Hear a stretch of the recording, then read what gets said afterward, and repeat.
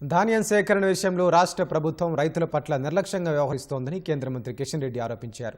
రాష్ట్రంలో ధాన్యం సేకరణ క్షేత్రస్థాయిలో అధ్వానంగా ఉందని కిషన్ రెడ్డి మండిపడ్డారు. దళారీలు, అధికారులు, ప్రభుత్వం మధ్య రైతులు నలిగిపోతున్నారని ఆవేదన వ్యక్తం చేశారు. బీజేపీ బస్సు యాత్రతోనే ప్రభుత్వంలో చలనం వచ్చిందన్న కిషన్ రెడ్డి కేంద్రం ధాన్యం తీసుకోవట్లేదని సీఎం, మంత్రులు అసత్య ప్రచారం చేస్తున్నారని అన్నారు. ఖరీఫ్లో 58.96 లక్షల మెట్రిక్ టన్నుల ధాన్యం కొంటామని కేంద్రం, రాష్ట్రం మధ్య ఒప్పందం కుదిరిందని కిషన్ రెడ్డి వెల్లడించారు. సన్నబియ్యం సేకరించి దొడ్డు బియ్యం వదిలేశారని కిషన్ రెడ్డి పేర్కొన్నారు.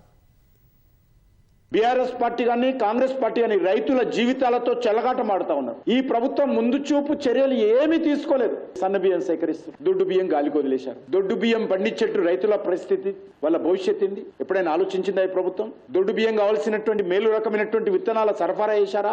ఏదైతే దొడ్డు బియ్యం ఉత్పత్తి అవుతుందో దానికి ప్రపంచంలో, భారతదేశంలో మార్కెట్ ఉందా?